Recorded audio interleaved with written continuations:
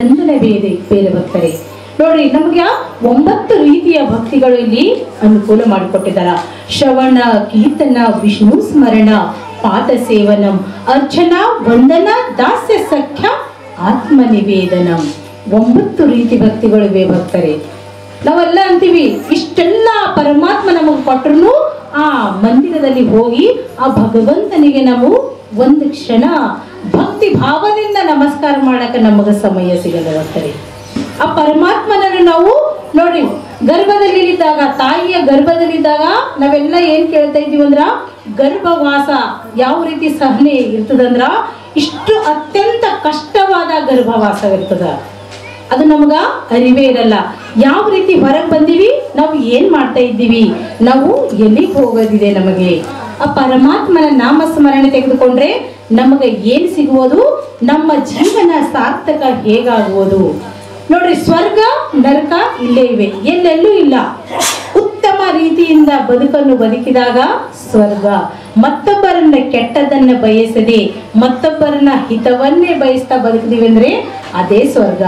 ಮತ್ತೊಬ್ಬರನ್ನು ಕೆಟ್ಟದನ್ನು ಬಯಸಿ ಕೆಟ್ಟದನ್ನೇ ನೋಡಿ ಕೆಟ್ಟದನ್ನೇ ಮಾತಾಡ್ತೀವಿ ಅಂದ್ರೆ ಅದೇ ನರಕ. ಬಸವಣ್ಣನೇ ಹೇಳಿದಾರಲ್ವಾ, ಆಚಾರವೇ ಸ್ವರ್ಗ, ಅನಾಚಾರವೇ ನರಕ. ಎಲ್ಲ ಇಲ್ಲೇ ಇದೆ, ಇಲ್ಲೇ ನಮ್ಮ ಹತ್ರನೇ ಇದೆ, ನಮ್ಮ ಮನೆಯಲ್ಲೇ ಇದೆ, ನಮ್ಮ ಊರಲ್ಲೇ ಇದೆ. ನಾವು ಎಲ್ಲೆಲ್ಲಿಯೂ ಶಾಂತಿ ಬಯಸ್ಲಿಕ್ಕೆ ಹೋದಾಗ ಅದು ಸಿಗಲ್ಲ. ಅದಕ್ಕೆ ನಮ್ಮ ಜಗದ್ಗುರು ನರೇಂದ್ರ ಆಚಾರ್ಯ ಮಹಾರಾಜರು ಏನ್ ಹೇಳ್ತಾ ಇದ್ದಾರೆ ಅಂದ್ರೆ, ಕೇವಲ 3 ತತ್ವವನ್ನು ಹೇಳ್ತಾ ಇದ್ದಾರೆ. 4 ವೇದಗಳು, 6 ಶಾಸ್ತ್ರಗಳು, 18 ಪುರಾಣಗಳು, 64 ಕಲೆಯಲ್ಲಿರುವ ಸಾರ ಕೇವಲ 3 ತತ್ವದಿಂದ ಹೇಳ್ತಾ ಇದ್ದಾರೆ ಭಕ್ತರೇ. ಯಾವ ತತ್ವಗಳನ್ನು ಜೀವನದಲ್ಲಿ ನಾವು ಅನುಸರಿಸಿದಾಗ ನಾವು ಸುಖದಿಂದ ಜೀವನ ಮಾಡ್ತೀವಿ. ಕೇವಲ 10 ನಿಮಿಷ ಭಕ್ತಿ ಮಾಡಿರಿ. ಮತ್ತೊಬ್ಬರನ್ನು ಕನಸಿನಲ್ಲಿ ಕೂಡ ಕೆಟ್ಟದನ್ನು ನೀವು ಬಯಸಬೇಡಿರಿ. ನೀವು ಬಾಳಿ ಮತ್ತೊಬ್ಬರನ್ನು ಬಾಳಿಸಲು ಆಸ್ಪದ ಮಾಡಿಕೊಡಿ ಅಂತ ಹೇಳ್ತಾ ಇದ್ದಾರೆ ಭಕ್ತರೇ. 10 ನಿಮಿಷ ಭಕ್ತಿ ನಮ್ಗೆ ಯಾರ್ಯಾರಾದ್ರೂ ಸಿಗ್ತಾ ಇದೆ ಅಂದ್ರೆ ಈಗಿನ ಕಲಿಯುಗದಲ್ಲಿ, ಈಗ ಕಲಿಯುಗನ ದೃಷ್ಟಿಯನ್ನು ನೋಡ್ಕೊಂಡೆ 1 ನಿಮಿಷ ಕೂಡ ಯಾರಾದ್ರೂ ಕಾಲ್ ಬಂದ್ರು ನಮಗ ಅನ್ಸತ್ತಿಲ್ಲ ಮಾತಾಡಕ್. ಮತ್ ಮಾತಾಡಿದ್ರು ನಮಗ ಸಮಾಧಾನ ಇಲ್ಲ. ಸಮಾಧಾನ ಇದನ್ನು ಯಾರಿಗಾದ್ರೂ ಎಲ್ಲಿಯೂ ಸುಖ ಶಾಂತಿ ನೆಮ್ಮದಿಲ್ಲ. ಇಂಥ ಈ ಭಗವಂತನ ಮಂದಿರದಲ್ಲಿ ಎಲ್ಲೆಲ್ಲಿ ಕೀರ್ತನೆ, ಭಜನೆ, ಸಂತ ಸಂಘ, ಎಲ್ಲಿ ಆರತಿ ನಡೆಯುವುದು ಅಲ್ಲಿ ಮಾತ್ರ ಸುಖ ಇರುವುದು ಭಕ್ತರು. ಇದು ಸುಖ ಏನಂತೀವಿ ನಾವು, ಅಧ್ಯಾತ್ಮ ಸುಖ ಅಂತೀವಿ. ತುಕಾರಾಮ್ ಮಹಾರಾಜರು ಹೇಳಿದಾರೆ ಅದಕ್ಕೆ, ಹೇಚಿ ದಾನ ದೇಗ ದೇವ ತುಜ ವಿಸರಣ ವಾವ, ತುಜ ವಿಸರಣ ವಾವ, ನನಗೆ ಮುಕ್ತಿ ಧನ ಸಂಪದ ಸಂತ ಸಂತ ದೇಹಿ ಸದಾ ಹೇಳಿದ. ಮುಕ್ತಿಗಿಂತಲೂ ದೊಡ್ಡದು ಯಾವುದು ಅಂದ್ರ ಸಂತ ಸಂಘ ಅಂತ ಹೇಳ್ತಾ ಇದ್ದಾರೆ ಭಕ್ತರು. ನೋಡಿ ಇದರಲ್ಲಿ ಎಷ್ಟೊಂದು ಆನಂದದ, ಯಾವ ರೀತಿ ಆನಂದ ನಿಮ್ಗೆಲ್ಲ ಅನಿಸ್ತಾ ಇದೆಯಲ್ಲ. ಈಗ ಬಂದು ಕುಂತೀರಿ, ನಿಮ್ದೆಲ್ಲ ಮೈಂಡ್ ಹೆಂಗ್ ಅನಿಸ್ತಾ ಇದೆ, ಪೀಸ್ ಅನಿಸ್ತಾ ಇದೆಯಲ್ಲ. ಎಲ್ಲ ಮರ್ತಿಲ್ಲಿ ಏನೋ ಒಂದು ಕುಂತಿದೀವಿ. ನಾವು ಎಲ್ಲಿ ಕುಂತಿದೀವಿ, ಆ ಭಗವಂತನ ಸಾನ್ನಿಧ್ಯದಲ್ಲಿ ಕುಂತಿದೀವಿ. ಈ ಸುಖ ನಿಮ್ಮ ಮನೆಯಲ್ಲಿ ಎಲ್ಲಾದ್ರೂ ಸಿಗ್ತದೇನೋ, ಸಿಗಲಿಕ್ಕೆ ಸಾಧ್ಯವಿಲ್ಲ ಭಕ್ತರೇ. ಇದು ಮಾನಸಿಕ ನೆಮ್ಮದಿ ಅಂತಾರ. ಅದಕ್ಕೆ ಸಂತರೆಲ್ಲ ಅನುಭವಿಸಿದಾರ, ಅನುಭವ ತೆಗೆದುಕೊಂಡಿದಾರ, ಅವರು ಸುಖ ಎಲ್ಲ ಪಡೆದುಕೊಂಡಿದಾರ. ನಮಗೂ ಕೂಡ ಆ ಸುಖದ ಮಾರ್ಗಕ್ಕೆ ತೋರಿಸ್ತಾ ಇದ್ದಾರ. ಆದ್ರೆ ನಾವು ಕೇಳ್ತಾ ಇಲ್ಲ. ನಮಗ ಸಮಯ ಇಲ್ಲ, ಸಮಯ ಇಲ್ಲ, ಸಮಯ ಇಲ್ಲ, ಒಂದೇ ಒಂದು ಪ್ರಶ್ನೆ ಇಲ್ಲಿ ನಾವು ಇಡ್ತೇವೆ. ಯಾರಿಗೆ ಸಮಯ ಅದ ರೀ ಅಲ್ಲಿ ಮಂದಿರದಾಗ ಹೋಗಿ ನಮಸ್ಕಾರ ಮಾಡಕ? ಆ ದತ್ತ ಮಂದಿರದಾಗ ಎಲ್ಲ ಕೀರ್ತನೆ ಭಜನೆ ಎಲ್ಲ ಮಾಡ್ತಾರ, ಅವರೆಲ್ಲ ಕೆಲಸ ಇದ್ದವರಲ್ಲ ಅಂತ ಹೇಳ್ಬಿಡ್ತೀವಿ ನಾವು. ಹೇಳ್ತೀವಿಲ್ಲ ಮನೆ ಕುಂದು ಅವ್ರಿಗೆಲ್ಲ ಏನ್ ಕೆಲಸ ಇಲ್ಲ, ಅದಕ್ಕೆ ಅವೆಲ್ಲ ಸಪ್ತಾಹ ಮಾಡ್ತಾ ಇದ್ದಾರೆ, ಪ್ರವಚನ ಮಾಡ್ತಾ ಇದ್ದಾರೆ, ಯಾರೋ ಬರ್ತಾ ಇದ್ದಾರೆ, ಯಾರೋ ಹೋಗ್ತಾ ಇದ್ದಾರ, ಅವ್ರಿಗೆ ಆ ಪೂಜಾರಿಗಂತೂ ಕೆಲಸ ಇಲ್ಲ, ಹಿಂಗೆಲ್ಲ ಅಂತ ಇದ್ದೀರಲ್ಲ. ಈಗ ಕಲಿಯುಗದಾಗ ಹೆಂಗದಂದ್ರ ಅಧರ್ಮನೇ ಎಲ್ಲ ಕಡೆ ತುಂಬ್ಕೊಂಡ್ಬಿಟ್ಟು ಅವ್ರದ್ದು ತಪ್ಪಿಲ್ಲ ಅದು ಅನ್ನೋದು, ಅದು ಕರೆಕ್ಟ್ ಇದೆ. ಯಾಕಂದ್ರ ಈಗ ಸಮಯನೇ ಹಂಗಿದೆ. ಹೆಂಗದಂದ್ರ ಒಂದು ಟೇಬಲ್ 4 ಕಾಲುಗಳು, 3 ಅಧರ್ಮವ, ಒಂದೇ ಮಾತ್ರ ಧರ್ಮ ಉಳಿಯುವುದು. ಶ್ರೀಕೃಷ್ಣ ಪರಮಾತ್ಮ ಅಂದೇ ಹೇಳಿದ್ರಲ್ಲ, ಯದಾ ಯದಾ ಈ ಧರ್ಮಶ್ಯ ಜ್ಞಾನಿ ಭವತಿ ಭಾರತ ಅಭಿಧಾನಮ್ಮ ಧರ್ಮಶ್ಯ ತದಾತ್ಮನಂಸಿದೆ. ಎಲ್ಲಿ ಅಲ್ಲಿ ಅನ್ಯಾಯ ಅತ್ಯಾಚಾರ ಆಗ್ತಾ ಇರ್ತದೋ ಆವಾಗ ನಾನು ಬಿಟ್ಟು ಬರ್ತೀನಿ ಅಂತ ಹೇಳಿದಾರಲ್ವಾ. ಅದೇ ರೀತಿ ಈಗ ಸಾಧು ಸಂತರು ನಮಗೆಲ್ಲ ಇವರೆಲ್ಲ ಯಾಕೆ ಮಾರ್ಗ ತೋರಿಸ್ತಾ ಇದ್ದಾರ, ನೋಡ್ರಿ, ದತ್ತ ಮಹಾರಾಜರಂತೂ ತ್ರಿಶಕ್ತಿ ಅವತಾರರು. ಬ್ರಹ್ಮ, ವಿಷ್ಣು, ಮಹೇಶ ತ್ರಿಶಕ್ತಿ ಇದ್ದು ಕೂಡ ಅವರೆಲ್ಲ ಇಂಥ ಮಂದಿರದಲ್ಲಿ ಇದ್ದು ಅವರ ನಿರ್ಗುಣ ಸ್ವರೂಪದಿಂದ ಎಲ್ಲ ಏನ್ ತೋರಿಸ್ತಾ ಇದ್ದಾರ? ಇವರ ಮುಖವಾಗಿ ಕೀರ್ತನೆ, ಪ್ರವಚನೆ, ಹೇ ಮನುಷ್ಯನೇ, ನೀನು ಅನ್ಯಾಯದ ಮಾರ್ಗಕ್ಕೆ ಹೋಗಬೇಡ, ಉತ್ತಮ ಗತಿಯಲ್ಲಿ ಹೋಗು, ನಿನ್ನ ಜನ್ಮವನ್ನು ಸಾರ್ಥಕ ಮಾಡಿಕೊಳ್ಳುವಂತ ಇಂತಹ ಸೂಚನೆಗಳು ಕೊಡ್ತಾ ಇರ್ತಾರೆ. ಆದ್ರೂ ಆ ಸೂಚನೆ ನಮಗೆ ಯಾರಿಗೂ ಹೋಗ್ತಾ ಇಲ್ಲ. ಕೇವಲ ನಮಗೆ ಈಗ ನಾಮಸ್ಮರಣೆ ಮಾಡ್ತೀವಿ ಅಂದ್ರೆ ಈಗ ಜಸ್ಟ್ 2ನೇ ದಿನ ನಮಗೆ ಅನುಭವ ಬರಬೇಕು. ಎಲ್ಲಾದ್ರೂ ಶಕ್ತಿ ಎಲ್ಲಿದ್ದಾರೆ ದೇವರು ಅಂತ ಕೇಳ್ತೀವಿಲ್ಲ ರೀ. ಆದ್ರೆ ನಾವು ಹೇಗೆ ಹುಟ್ಟು ಬಂದಿದ್ದೀವಿ? ಆ ತಾಯಿಯ ಗರ್ಭದಲ್ಲಿದ್ದಾಗ ಏನ್ ಹೇಳಿದ್ವಿ ನಾವು ಪರಮಾತ್ಮನನ್ನು? ಹೇ ಪರಮಾತ್ಮ, ನನಗ ನೀವು ಹೊರಗೆ ತೆಗಿ, ಮತ್ತೆ ಇಲ್ಲಿ ಬರುವ ಸಮಯ ನಾನು ತೆಗೆದುಕೊಳ್ಳಲ್ಲ. ಪುನರೂಪಿ ಜನನ, ಪುನರೂಪಿ ಮರಣ, ಪುನರೂಪಿ ಜನನಿ ಜಠರ ಶಯನ ಅನ್ನೋದು. ಮತ್ತೆ ನಾವು ಅಜ್ಞಾನ ಮಾಡ್ತೀವಿ ಅಂದ್ರೆ ಮತ್ತೆ ತಾಯಿಯ ಗರ್ಭವಾಸಕ್ಕೆ ಹೋಗಿ ಮತ್ತೆ ಒಂದೊಂದು ರೂಪದಲ್ಲಿ ನಾವೆಲ್ಲ ಈ ರೀತಿ ಅಜ್ಞಾನದಿಂದ ಜನ್ಮ ತೆಗೆದುಕೊಂಡು ಮುಕ್ತಿದೆಡೆಗೆ ಹೋಗ್ಲಿಕ್ಕೆ ಸಾಧ್ಯ ಆಗಲ್ಲ. ಮಗು ಏನ್ ಹೇಳ್ತದ ಅಂದ್ರ ಪರಮಾತ್ಮ ಓಹಂ ಓಹಂ ಓಹಂ ಅಂದ್ರೇನು? ಸೋಹಂ ಸೋಹಂ ಸೋಹಂ, ನಾನು ಆಗ್ತೀನಿ, ನನ್ನ ಹೊರಗೆ ತೆಗೆದುಬಿಡು, ಆ ಪರಮಾತ್ಮನ ನಾಮಸ್ಮರಣೆ ಮಾಡ್ತೀನಿ, ಮತ್ತೆ ಇಲ್ಲಿ ಬರಲ್ಲ, ನಾವು ನೋಡ್ಕೋತೀನಿ ಅಂತ ಮಾತು ಕೊಟ್ಟು ನಾವೆಲ್ಲರೂ ಬರ್ತೀವಿ. ಆದ್ರೆ ಹೊರಗೆ ಬಂದ್ಮೇಲೆ ನಾವೇನ್ ಮಾಡ್ತೀವಿ? ಎಲ್ಲ ಮರೆತು ಬಿಡ್ತೀವಿ. ಆ ಪ್ರಪಂಚದಲ್ಲಿ ನನ್ನ ಮಕ್ಕಳು, ನನ್ನ ಹೊಲ, ನನ್ನ ಮನೆ, ನನ್ನದೇ ಎಲ್ಲ ಹೋಗೋ ತನಕನೂ ಕೂಡ ನಾವು ಮತ್ತೆ ಪರಮಾತ್ಮನ ನಾಮಸ್ಮರಣೆ ತೆಗೆದುಕೊಳ್ಳಿಕ್ಕ ನಾವು ಒಂದು ಕ್ಷಣ ಮಾತ್ರ, ಯಾವಾಗ ದುಃಖ ಬಂತು ಅಂದ್ರೆ ಆವಾಗ ದೇವ್ರು ಎಲ್ಲಿದ್ದಾರ್ರಿ ಅಂತ ನಾವು ಕೇಳಕ ಸಾಧ್ಯವಾಗುತ್ತದೆ. ಅದಕ್ಕಾಗಿ ಗಂಗಂ ಪಾಪಂ ಶಶಿ ತಾಪಂ ದೈನ್ಯಂ ಕಲ್ಪತರುಶ್ಚತ ಪಾಪಂ ತಾಪಂ ಚ ದೈನ್ಯಂಚ ಹರೇಂಚ ಗುರುದರ್ಶನ ಅಂತ ಹೇಳ್ತಾ ಇದ್ದೀವಿ. ಯಾವ ರೀತಿ ಗಂಗಾಗ ನಾವು ಪಾಪ ಎಲ್ಲ ತೊಡ್ಕೊಳಕ್ ಹೋಗ್ತೀವಲ್ಲ, ಅದೇ ರೀತಿ ಸೂರ್ಯನ ಬಿಸಿಲಿನಿಂದ ನೋಡ್ರಿ, ಈಗ ಮಾರ್ಚ್ ಹೊಂಟದಲ್ಲ, ಮಾರ್ಚ್ನಾಗ ಸೂರ್ಯನ ಬಿಸಿಲು ಹೆಂಗ್ ತಡ್ಪಿಡಿಸ್ತೀವಿ ನಾವು? ಅಬ್ಬಬ್ಬ, ಕೂಡ್ಲಕ್ಕಾಗಲ್ಲ. ಇಷ್ಟೊತ್ತನ ಕೂಡ್ಲಕ್ಕಾಯ್ತೀನಿ ನಮ್ಗ. ಈಗ ಚಂದ್ರ ಬರ್ತಾ ಇರ್ತಾನ, ಆ ಚಂದ್ರನ ಶೀತಲತೆ ನಮ್ಗ ಎಷ್ಟು ಶಾಂತ ಮಾಡ್ತದ. ಅಮ್ಮ ಎಷ್ಟು ಶಾಂತ ಆಯ್ತಲ್ಲ ಈಗ ಹೊತ್ತು ಮುಂತು ಹೋದಂತೆ. ಅದೇ ರೀತಿ ಒಂದು ಕಲ್ಪ ವೃಕ್ಷದ ಕೆಳಗಡೆ ಕುಂತಾಗ ಕಲ್ಪ ವೃಕ್ಷ ನಮಗೆ ಏನು ಬೇಡಿದ್ದು ಕೊಡ್ತಿದೋ ಅದಕ್ಕಿಂತ ಈ 3ಕ್ಕಿಂತ ದುಪ್ಪಟ್ಟು ಹೆಚ್ಚಿಗಾಗಿ ಹರೇಂಚ ಗುರುದರ್ಶನ ಅಂತ ಹೇಳ್ತಾ ಇದ್ದಾರೆ. ರಾಮದಾಸ್ ಸ್ವಾಮಿ ಏನ್ ಹೇಳ್ತಾರೆ? ಸಮರ್ಥ ರಾಮದಾಸಿ, ಶರಣರ ಸಂತರ ಆತ್ಮಜ್ಞಾನಿಯ ಸತ್ಪುರುಷರ ಚರಣದಲ್ಲಿ ಬಾಗಿದಾಗ ಅವರು ನಮಗ ಏನು ಬೇಕು ಅದು ಕೊಡ್ತಾರೆ. ಏನು ಬೇಕು ಅಂದ್ರೆ ನಮ್ಮ ಈ ಜೀವನಕ್ಕೆ ಯಾವ್ಯಾವ ದುಃಖ ಬರ್ಲಿಕ್ಕೆ ಏನೇನು ಕಾರಣ ಇರುವುದಂದ್ರೆ ಆಧ್ಯಾತ್ಮಿಕ, ಆದಿ ದೈವಿಕ, ಆದಿ ಭೌತಿಕ, ಈ 3 ತಾಪಗಳಿಂದ ನಮಗ ದುಃಖ ಬರುವುದು ಬರ್ತಾರೆ. ಪ್ರತಿ ಒಬ್ಬ ಮನುಷ್ಯನ ಜನ್ಮದಲ್ಲಿ ದುಃಖ ಇದ್ದೇ ಇರ್ತದೆ. ಎಂಥ ದುಃಖಗಳಿರ್ತಾವಂದ್ರ ನಮ್ಮ ಮನೆಯವರಿಗೂ ಕೂಡ, ನಮ್ಮ ಬಾಜು ಎಂತಾದೇ ಕ್ಲೋಸ್ ಇರ್ಲಿ ಅವರಿಗೂ ಕೂಡ ಹೇಳುವಂತ ದುಃಖಗಳು ನಮಗಿರ್ತಾವ. ನೋಡ್ರಿ, ಒಬ್ಬೊಬ್ಬರಿಗೆ ಕುಂತು ನೀವೆಲ್ಲರೂ ಒಂದೊಂದ್ಸಲ ನಾವೆಲ್ಲರೂ ಅಳ್ತಾ ಇರ್ತೀವಿ, ಪರಮಾತ್ಮ ನನಗೆ ಎಂತ ದುಃಖ ಕೊಟ್ಟಿದ್ದೀನಿ, ನನ್ನಂತ ದುಃಖ ನೀನು ಯಾರಿಗೂ ಕೊಡಬೇಡ ಅಳ್ತೀವಿ ಎಲ್ಲರೂ. ಅಂಥ ಒಂದು ದುಃಖ ಕೂಡ ಅದು ಯಾಕೆ ಬರ್ತದೆ ಅಂದ್ರ ಹಿಂದಿನ ಜನ್ಮದಲ್ಲಿ ನಾವು ಏನೇನು ಕರ್ಮ ಮಾಡಿದೀವಿ, ಏನೇನು ಕರ್ಮ ಮಾಡಿದೀವಿ ನಮ್ಗೆ ಗೊತ್ತದೇನ್ರಿ? ಈಗ ನಾವು ಒಳ್ಳೆ ರೀತಿನೇ ಇದ್ದೀವಿ, ಈಗ ಚೆನ್ನಾಗಿದ್ದೀವಿ. ಅಯ್ಯೋ ನಾನಂತೂ ಯಾರ್ದು ಬಿ ಕೆಟ್ಟ ಮಾಡಿಲ್ಲ, ನಾವು ಈಗ ದಿನ ಹೋಗಿ ಹೂವು ಕೊಡ್ತೀನಿ ದೇವ್ರಿಗೆ ಎರ್ಸ್ಲಕ್ಕ, ದೇವ್ರಿಗೆ ಹೋಗಿ ದಿನಾಲು ತೆಂಗ್ ಹೊಡಿತೀನಿ, ದಿನ ಕರ್ಪೂರ ಹಚ್ಚಿ ಬರ್ತೀನಿ, ದೇವ್ರಿಗೆ ಹೋಗಿ ಕ್ಲೀನ್ ಮಾಡ್ತೀನಿ, ಎಲ್ಲ ಮಾಡ್ತೀನಿ. ಆದ್ರೆ ಯಾಕೆ ದುಃಖ ಹೊಂಟದ ಅಂತ ನಾವೇ ಕ್ವಶನ್ ಕೇಳ್ಕೊತೀವಿ. ಯಾಕೆ ಬರ್ತದ ಅಂದ್ರೆ ಅದು ಹಿಂದಿನ ಜನ್ಮದ ಪಾಪ ಮಾಡಿದ ದುಃಖ ಎಲ್ಲ ಈಗ ನಮಗ ಭೋಗಿಸಬೇಕಾಗೋದು ಬರ್ತಾರೆ. ಅದು ಯಾರ್ಲಿಂದಲೂ ತಪ್ಪಿಸ್ಲಿಕ್ಕೆ ಸಾಧ್ಯ ಇಲ್ಲ. 2 ತಾಪಗಳು ನಾವು ತಪ್ಪಿಸ್ಕೋಬಹುದು, ಆದಿ ಭೌತಿಕ, ಆಧ್ಯಾತ್ಮಿಕ. ಆದಿ ದೈವಿಕ ತಾಪ ಯಾರಿಂದಲೂ ಸಾಧ್ಯ ಇಲ್ಲ. ಅದು ಹೆಂಗ ಸಾಧ್ಯ ಅಂದ್ರೆ ಕೇವಲ ಭಗವಂತನ ನಾಮಸ್ಮರಣೆ, ಭಜನೆ, ಕೀರ್ತನೆ, ಸಂತ ಸಂಘದಿಂದ ಮಾತ್ರ ಅದು ಸಾಧ್ಯದ ಅಂತ ಇಲ್ಲಿ ಸಂತರು ಹೇಳ್ತಾ ಇದ್ದಾರೆ. ನೋಡ್ರಿ, ಇಂಥ ಸಂತ ಸಂಘದ ಕುಂತಾಗ ನಿಮ್ಗೆ ಆ ತಾಪವನ್ನು ತನ್ನಕ್ಕಾನೇ ದೂರ ಮಾಡ್ತದ. ಕಷ್ಟದ ಕಿಮ್ಮತ್ತು ಕಬಡ್ಡಿಗೆ ಸಮ ಅಂತೀವಲ್ಲ, ಆ ರೀತಿ ಅದು ಕಷ್ಟ ಏನಾಗ್ತದ, ಮೆತ್ತಗೆ ಬೀಳ್ತದ. ಅದಕ್ಕಾಗಿನೇ ಈ ಪರಮಾರ್ಥದೆಡೆಗೆ ಬರ್ಲಿಕ್ಕೆ ಬಹಳ ಜನ ಹೆಂಗ್ ಬರ್ತಾರ ಪರಮಾರ್ಥದಾಗ? ಹಿಂದಿನ ಜನ್ಮದ ಪುಣ್ಯ ಇದ್ದಾಗ ಮಾತ್ರ ಬರುವರು, ಮತ್ತು ದುಃಖದಿಂದ ತಡಪಡಿಸಿದಾಗ ಮಾತ್ರ ಆ ಪರಮಾತ್ಮನ ನಾಮಸ್ಮರಣೆ ತೆಗೆದುಕೊಳ್ಳುವರು ಅಂತ ಇಲ್ಲಿ ಸಮರ್ಥ ರಾಮದಾಸ್ ಹೇಳ್ತಾ ಇದ್ದಾರೆ.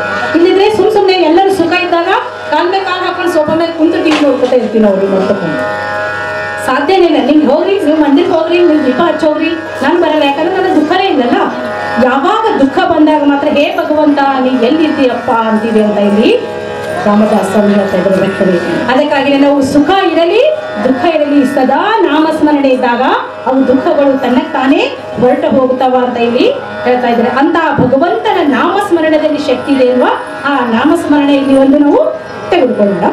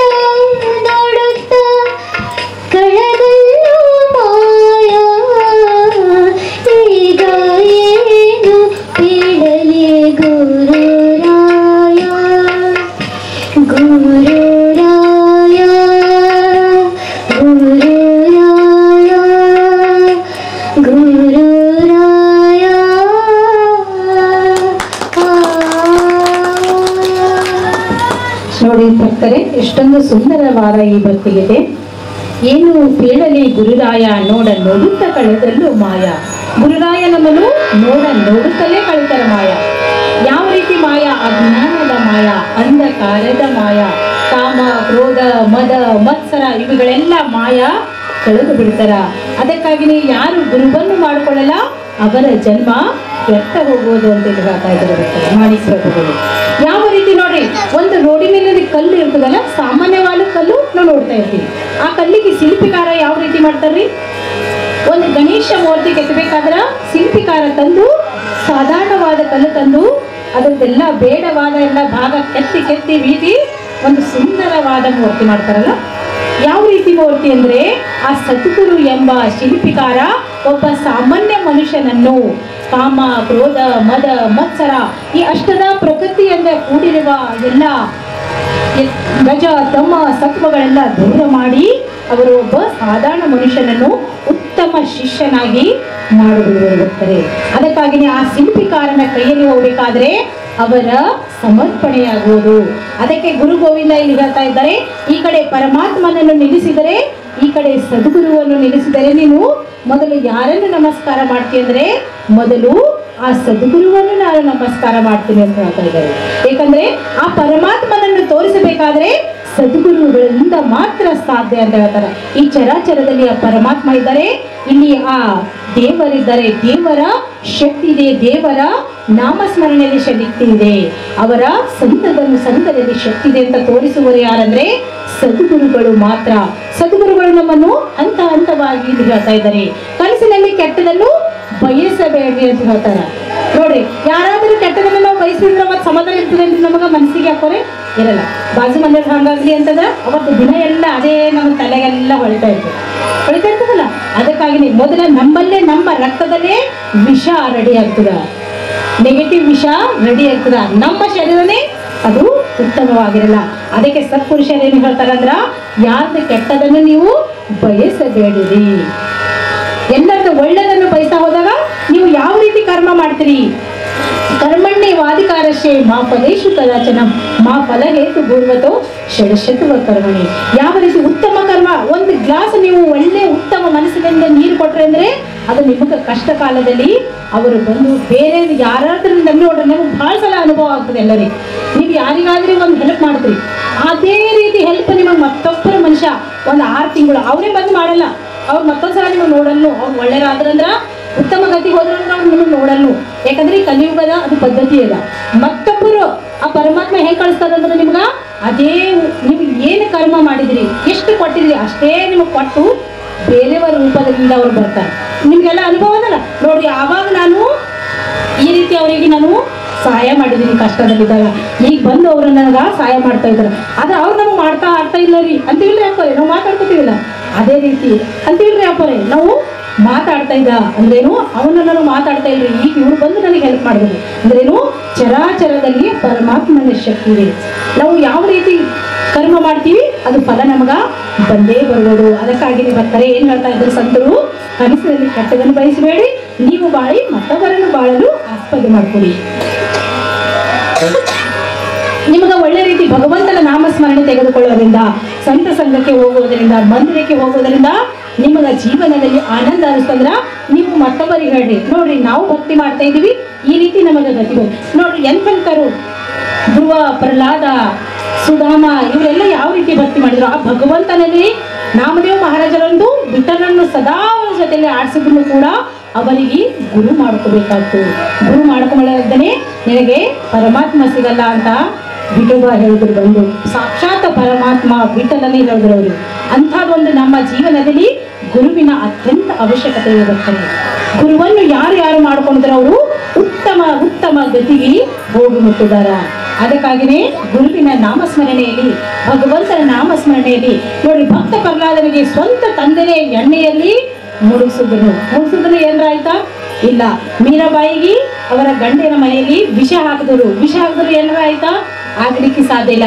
ಅಂಥ ಒಂದು ಶಕ್ತಿ ಆ ಭಗವಂತನ ನಾಮಸ್ಮರಣೆಯಲ್ಲಿರುವುದು, ಭಗವಂತನ ಸೇವೆಯಲ್ಲಿರುವುದು. ಯಾರು ಏನು ಮಾಡೋಕ್ಕಾಗಲ್ಲ. ಸ್ವಂತ ನಮ್ಮ ಹುಟ್ಟಿದ ತಂದೆ ತಾಯಿನೂ ಕೂಡ ನಮ್ಮ ಕರ್ಮಕ್ಕೆ ಏನು ಮಾಡೋಕ್ಕಾಗಲ್ಲ. ಯಾರು ಎಂಥ ಕರ್ಮವನ್ನು ಮಾಡ್ತೀವಿ ಅದರ ಫಲ ಅವರು ಅನುಭವಿಸ್ತೀವಿ.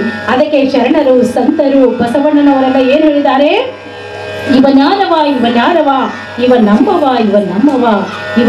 ಕೂಡಲ ಸಂಗಮ ದೇವ ನಮ್ಮ ಮನೆಯ ಮಗನೆಂದೆನಿಸಯ್ಯ ಅಂತ ಹೇಳಿ. ಆದ್ರೆ ಈಗ ನಮಗೆಲ್ಲ ಈಗ ಏನಾಗಲ್ಲ ಕಲಿಯುಗದಾಗ, ಅವ್ರು ಯಾರ್ರಿ ಅಣ್ಣ ತಮ್ಮರಿದ್ರು ಕಜನ್ ಸಲರಿ ಅಂತ ಹೇಳ್ತೀವಿ. ಸ್ವಂತ ಅಣ್ಣ ತಮ್ಮರು ನಮ್ಮ ಕಜನ್ ಸಲರಿ, ಅವ್ರು ದೂರಿನವ್ರಾಗ್ಬೇಕ್ರಿ, ಈ ದೂರಿಂದ ಅಕ್ಕಳರಿ, ಈ ದೂರಿಂದ ಮಾಮಿ ಹೇಳರಿ ಅಂತೇನು ದೂರ ನಾವು ಸರಿಸ್ತಾ ನಡ್ತಿದ್ದೀವಿ. ಅದಕ್ಕೆ ನಮಗ ದುಃಖ. ಮೊದಲಿನ ಜನ ಎಲ್ಲ ಹೇಗಿದ್ರು ಅಂದ್ರ ನಮ್ಮವ್ರಿ ಸ್ವಂತ ಬೇರೆಯವರ ಕಾಕನ ಮಕ್ಕಳು ಇದ್ರು ಅವರು ಕಾಕನ ಮಕ್ಕಳ್ರಿ ಅಂತ ಹೇಳ್ತಾ ಇದ್ದಿಲ್ಲ. ನಮ್ ಖಾಸ ತಂಗಿ ಹೇಳರಿ, ನಮಗ್ ಖಾಸ ಅಕ್ಕ ಹೇಳರಿ. ಅಂದ್ರ ಆಗಿನ ಜನರ ಭಾವದಲ್ಲಿ ಈಗಿನ ಜನರ ಭಾವದಲ್ಲಿ ಏನ್ ವ್ಯತ್ಯಾಸದ, ಅವರೆಲ್ಲ ಬಲ್ಲಿ ಎಳಿತಾ ಇದ್ರು. ನಾವೆಲ್ಲ ಏನ್ ಮಾಡ್ತಾ ಇದೀವಿ, ದೂರ ದೂರ ಹೋಗ್ತಾ ಇದೀವಿ. ಅದಕ್ಕೆ ನಮಗ ಇಂಥವೆಲ್ಲ ದುಃಖ ಬರ್ತಾ ಇದ್ದೀವಿ ಅಂತ ಇಲ್ಲಿ ಹೇಳ್ತಾ ಇದ್ದಾರೆ. ಬಸವಣ್ಣನವರು 12ನೇ ಶತಮಾನದಲ್ಲಿ ಇದ್ದಾರೆ. ಅದಕ್ಕೆ ಸಾಧು ಸಂತರು ಏನ್ ಹೇಳ್ತಾ ಇದ್ದಾರೆ, ಆದಷ್ಟು ಎಲ್ಲರನ್ನೂ ನಮ್ಮವರನ್ನಾಗಿ ಮಾಡಿಸ್ಕೊ, ಸಮಾಜದ ಕಲ್ಯಾಣನೇ ಜಗದ ಹಿತ ಅಂತ ಹೇಳ್ತಾ ಇದ್ದಾರೆ. ಅದಕ್ಕೆ ನಮ್ಮ ಜಗದ್ಗುರು ನರೇಂದ್ರಾಚಾರ್ಯ ಮಹಾರಾಜರು ಏನ್ ಮಾಡ್ತಾ ಇದ್ದಾರೆ, ಎಲ್ಲ ಸಮಾಜದ ಕಲ್ಯಾಣ, ಬಡ ರೈತರಿಗೆ ಎಲ್ಲ ಭವಾನಿ ಪಂಪ್ಗಳು ಕೊಡೋದು, ಬಡ ಹೆಣ್ಮಕ್ಕಳಿಗೆ ಸಿಲಾಯಿ ಮಷಿನ್ ಕೊಡುವುದು, ಅಲ್ಲೆಲ್ಲ ಬಡ ಮಕ್ಕಳಿಗೆ ಇಂಗ್ಲಿಷ್ ಮೀಡಿಯಂ ಶಾಲೆ ಫ್ರೀ ತೆಗೆಯೋದು. ನೋಡ್ರಿ ಈಗೆಲ್ಲ ಸೈನ್ಸ್ ಎಷ್ಟು ಮುಂದೆ ಹೋಗ್ಯದ. ಸೈನ್ಸ್ ಇಂದ ಏನು ಅಧ್ಯಾತ್ಮ ಮತ್ತು ವಿಜ್ಞಾನ ಎರಡೂ ಬೇಕು. ಕೇವಲ ವಿಜ್ಞಾನ ಮತ್ತು ನೋಡ್ರಿ ನೀವು ಅನ್ಬೋದು ಸೈನ್ಸ್ ಮುಂದೆ ಹೋಗ್ಯದ ಅಂದ್ರೆ, ಸೈನ್ಸ್ ಎಷ್ಟೇ ಮುಂದೆ ಹೋದ್ರೂ ಕೂಡ ಅಧ್ಯಾತ್ಮದ ಶಿವ ಇಲ್ಲಿ ಮನಸ್ಸಿಗೆ ಶಾಂತಿ ಇಲ್ಲ. ಅದಕ್ಕೆ ಫ್ಯೂಚರಣಿ ಅಂಡ್ ಸೈನ್ಸ್ ಎರಡನ್ನು ಕೂಡಿಸಿ ಸ್ವಾಮೀಜಿಯವರು ಹೇಳಿದ್ದಾರೆ, ಇಲ್ಲಿ ನೀವು ಎರಡನ್ನು, ಒಂದು ರಥದ 2 ಚಕ್ರ ಹೆಂಗ್ ಬೇಕು, ಒಂದು ಚಕ್ರ ಉಳಿದಾಗ ರಥ ನಡೀತದೇನ್ರಿ, ನಡಿಲಕ್ಕೆ ಸಾಧ್ಯ ಇಲ್ಲ. ಅದಕ್ಕೆ 2 ರಥವನ್ನು ಸರಿಯಾಗಿ ನಡೆದರೆ ಮಾತ್ರ ಮನುಷ್ಯರ ನಮ್ಮ ಜನ್ಮಕ್ಕೆ ಸುಖ ಶಾಂತಿ ನೆಮ್ಮದಿ ಸಿಗೋದು ಅಂತ ಇಲ್ಲಿ ಜಗದ್ಗುರು ನರೇಂದ್ರಾಚಾರ್ಯ ಮಹಾರಾಜರು ಹೇಳ್ತಾ ಇದ್ದಾರೆ. ಬರ್ತಾರೆ, ನೀವು ಏನೇನೋ ಮಾಡ್ಬೇಕಿಲ್ಲ, ನೀವು ಶ್ರದ್ಧಾ ಭಕ್ತಿ ಒಂದನ್ನು ಮಾತ್ರ ನನಗೆ ಕೊಡ್ರಿ, ನಿಮಗೆ ನಾನು ಧೈರ್ಯ ಸ್ಥೈರ್ಯ ಉತ್ತಮ ಗತಿ ಜೀವನದಲ್ಲಿ ಕೊಡ್ತಾ ಇರ್ತೀನಿ ಅಂತ ಇಲ್ಲಿ ಹೇಳ್ತಾ ಇದ್ದಾರೆ. ಸಂತರಲ್ಲಿ ಅಂತ ಒಂದು ಶಕ್ತಿ ಇರೋದಂದ್ರೆ ಇದೊಂದು ದೃಷ್ಟಾಂತದಿಂದ ನಾವು ನೋಡೋಣ. ನೋಡ್ರಿ, ಪೀಠಾಪುರ ಊರಲ್ಲಿ ಒಬ್ಬರು ಶಾಂತಪ್ಪ ಅಂತ ಪತಿ ಪತ್ನಿ ಇದ್ದರು, ಸುಮತಾ ಅಂತ ಅವರ ಪತ್ನಿ ಇದ್ರು. ಅವರು ಭಕ್ತಿ ಭಾವ ದತ್ತ ಮಹಾರಾಜರ ಮೇಲೆ ಅವರಿಗೆ ತುಂಬಾನೇ ಭಕ್ತಿ ಭಾವ ಇತ್ತು. ದಿನಾಲು ದತ್ತಾತ್ರೇಯ ದತ್ತಾತ್ರೇಯ ದತ್ತಾತ್ರೇಯ, ದಿಗಂಬರ ದಿಗಂಬರ ಶ್ರೀಪಾದ ವಲ್ಲಭ ದಿಗಂಬರ, ದಿಗಂಬರ ದಿಗಂಬರ ಶ್ರೀಪಾದ ವಲ್ಲಭ ದಿಗಂಬರ, ಹೀಗೆ ನೆನೆಸ್ತಾ ನೆನೆಸ್ತಾ ಅವಳು ಅಡಿಗೆ ಮಾಡ್ತಾ ಇದ್ದೀವಿ. ನೋಡಿ ನಾವೆಲ್ಲ ಹೆಂಗ್ ಮಾಡ್ತಾ ಇದ್ದೀವಿ ಇದನ್ನೆಲ್ಲ ಅಡಿಗೆಗಳು, ಅಯ್ಯೋ ಏನ್ ಸುಮ್ಮನೆ ಸಾಕು ಮಾಡಿರ್ತಾರ, ಈ ಕಡೆ ಒಂದು ಖಾರ ಹಾಕಿ, ಈ ಕಡೆ ಇವೇನು ಸಾಕು ಇವಾಗ ಏನೇನು ಸೌಸ್ಕೊಂಬಲ್ಲ, ಸ್ಕೂಲಿಗೆ ಹೋಗ್ಬೇಕು ಹಾಂಗ್ ಮಾಡ್ಬೇಕು, ತಗೋದ್ಯಾ ಈ ಕಡೆ ಒಂದು ಉಪ್ಪು ಹಾಕ್ತೀವಿ, ಅದಕ್ಕಾಗಿ ಟೇಸ್ಟ್ ಆಗ್ತಾ ಇದೆ ಅಂದ್ರೆ ಇಲ್ಲ. ಹಿಂದಿನ ಜನ ಹೆಣ್ಮಕ್ಳು ಹೆಂಗ್ ಮಾಡ್ತಾ ಇದ್ರು ಅಡಿಗೆ, ನಾಮಸ್ಮರಣೆ, ಭಗವಂತ ನಾಮಸ್ಮರಣೆ, ಓಂ ನಮ ಶಿವಾಯ, ದಿಗಂಬರ ದಿಗಂಬರ ಶ್ರೀಪಾದ ವಲ್ಲಭ ದಿಗಂಬರ, ಇವೆಲ್ಲ ನಾಮಸ್ಮರಣದಲ್ಲಿ ಏನು ಪಾಸಿಟಿವ್ ಎನರ್ಜಿ ಇರ್ತಾವ. ಪಾಸಿಟಿವ್ ಎನರ್ಜಿ ಹೋದಾಗ ಅಡಿಗೆ ಏನಾಗ್ತದ, ರುಚಿ ಆಗ್ತದೆ. ನೋಡ್ರಿ, ನಾವು ಮನೆಯಲ್ಲಿ ಇದೇ ಐಟಮ್ ಒಯ್ದು ಅಡಿಗೆ ಮಾಡ್ತೀವಿ, ರುಚಿ ಆಗಲ್ಲ.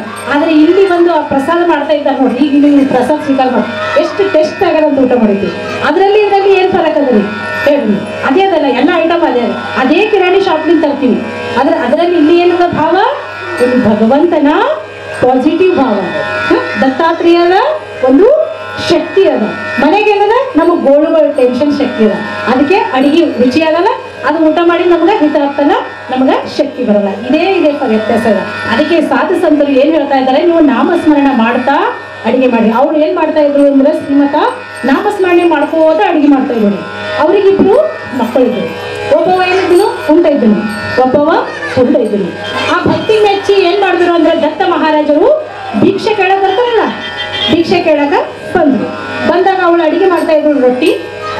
ಸಂತರು ಯಾರಾದ್ರೂ ಬಂದಾಗ ಹಿಂದಿನ ಹೆಣ್ಮಕ್ಳು ಹೆಂಗಿದ್ರು, ಬರ್ರಿ ಕೂಡ್ರಿ ಊಟ ಮಾಡ್ರಿ. ಈಗ ನಾವೆಲ್ಲ ಏನ್ ಮಾಡ್ತೀವಿ, ಅತ್ತಿನತ್ತೆ ಗೇಟಿನ ಆಚೆಗೆ ಓಡಿಸ್ತೀವಿ, ನಡ್ ಅಂದ್ರೇನು, ಬರ್ರಿ ಬರ್ರಿ ಅಂತ, ಬರ್ರಿ ಶರಣರೆ ಅಂತ ಉಳಿಸಿ ಅವಳು ಏನ್ ಮಾಡ್ತಾಳ, ಅಡಿಗೆ ಮಾಡ್ತಾ ಇದ್ದಾಗ ಪ್ರಸಾದ ಎಲ್ಲ ಕೊಟ್ಟು ಅವರಿಗೆ ಸೇವನೆ ಮಾಡಕಸ್ತಾರ.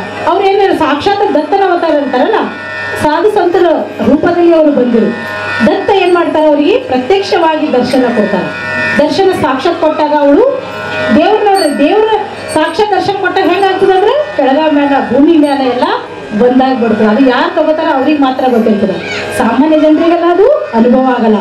ಅದೇ ರೀತಿ ಅವಳು ಏನ್ ಮಾಡಿದ್ರು, ಸಾಕ್ಷಾತ್ ದತ್ತ ಮಹಾರಾಜ ನೀನು ನಮ್ಮ ಮನೆಗೆ ಬಂದಿದ್ದೆಪ್ಪ ಸಾಕು ಅಂದಾಗ ದತ್ತ ಮಹಾರಾಜರು ಏನ್ ಹೇಳ್ತಾರ, ಹೇ ದೇವಿ ನಿನಗೆ ನಾನು ಪ್ರಸನ್ನ ಆಗಿದ್ದೀನಿ, ನಿನಗೆ ಏನು ಬೇಕು ಕೇಳು ಅಂದಾಗ ದತ್ತ ಮಹಾರಾಜರೇ ನನಗಂತೂ ಗೊತ್ತೇ ಅದ, ನನಗೆ ಒಂದು ಮಗನ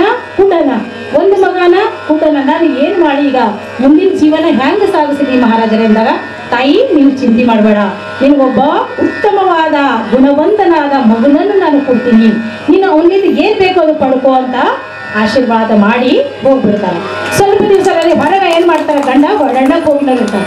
ಅವ್ರು ಬಂದ ನಂತರ ಹಿಂಗೆ ಆಗಿದ್ರಿ, ಒಬ್ಬರು ಸಂತರು ಬಂದಿರೋ ನಾ ಕೂರ್ಸಿ ಪ್ರಸಾದ ಕೊಟ್ಟಿದ್ದೀನಿ, ಅವ್ರ ಆಶೀರ್ವಾದ ದತ್ತ ಮಹಾರಾಜರೇ ದರ್ಶನ ಕೊಟ್ಟು ನನಗೆ ಹೋಗ್ಯಾರ ಅಂತ ಹೇಳಿದಾಗ ಅವರು ಪತಿ ಏನಾಗ್ತಾರ, ಖುಷಿ ಆಗ್ತಾರ. ಸ್ವಲ್ಪ ದಿನದಲ್ಲಿ ಏನಾಗ್ತದೆ ಅಂದ್ರೆ, ಒಂದು ಗಂಡು ಮಗು ಹುಡ್ತಾರೆ.